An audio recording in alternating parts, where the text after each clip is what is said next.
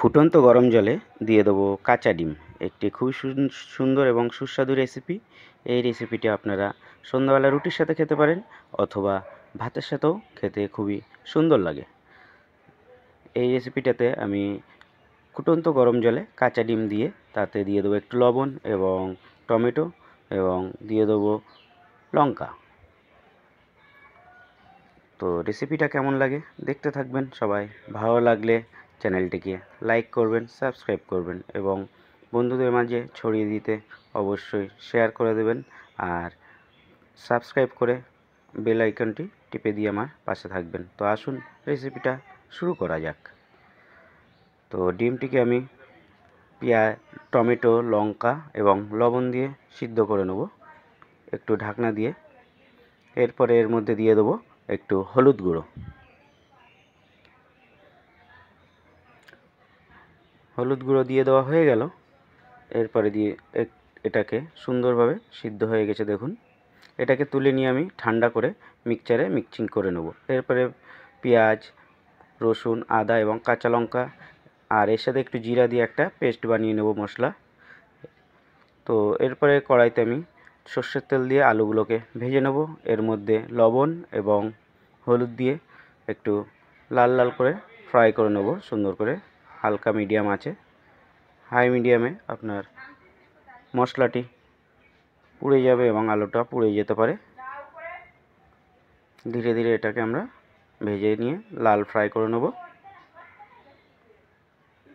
করা হয়ে গেলে আলুগুলোকে তুলে নিয়ে সেই ইয়েতে আদা, রসুন, পেঁয়াজ এবং যে জিরা বাটার মশলাটি সেটিকে আমরা দিয়ে তাতে একটু হলুদ গুঁড়ো দিয়ে দেবো।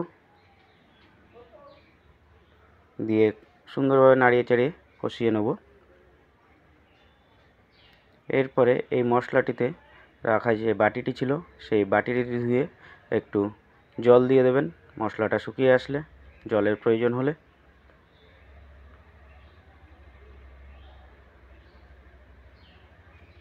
মশলাটা শুকিয়ে এসেছে তাই একটু বাটি ধোয়া জল দিয়ে দিলাম। দিয়ে সুন্দর করে আবারও নাড়িয়ে চাড়িয়ে মশলাটিকে আমরা কষাতে থাকবো যতক্ষণ না মশলা থেকে তেল ছেড়ে আসে। এরপরে আমরা দিয়ে দেবো রেড চিলি পাউডার, কাশ্মীরি গুঁড়ো লঙ্কা দিয়ে এটাকে সুন্দরভাবে আবারও নাড়িয়ে চাড়িয়ে কষাবো ধিমি আঁচে। মিডিয়াম ফ্লেমে করবেন, হাই ফ্লেমে করলে মশলাটা পুড়ে যাবে। এরপরে কিছুক্ষণ আমরা ঢাকনা দিয়ে রেখে দেবো মশলাটাকে।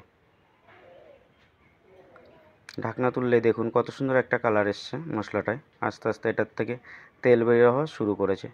এই সময় এর মধ্যে আমরা ভেজে রাখা আলুগুলো দিয়ে দেবো। ভেজে রাখা আলুগুলো দিয়ে আবারও আমরা একটু নাড়িয়ে চাড়িয়ে কষাতে থাকবো। দেখুন কত সুন্দর রং এসছে এবং তেল ছেড়ে আসছে আস্তে আস্তে মশলা থেকে।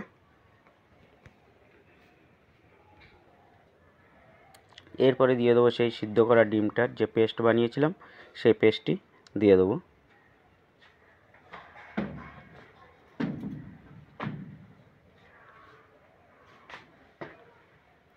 এটাকে আস্তে আস্তে নাড়িয়ে চাড়িয়ে আবারও কিছুক্ষণ কষাতে হবে।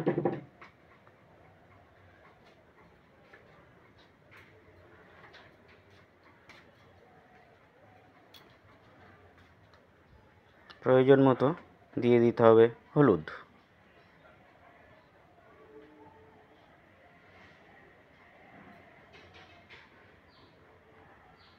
এরপরে এটাকে আমরা ঢাকনা দিয়ে কিছুক্ষণ রেখে দেবো। ঢাকনা তুলে দেখুন কত সুন্দর রং এসছে।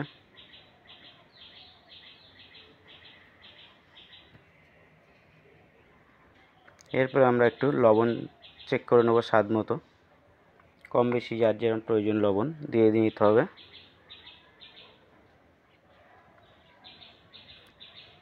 লবণ দিয়ে নাড়িয়ে চাড়িয়ে আবারও একটু ঢাকনা দিয়ে রেখে দেবো।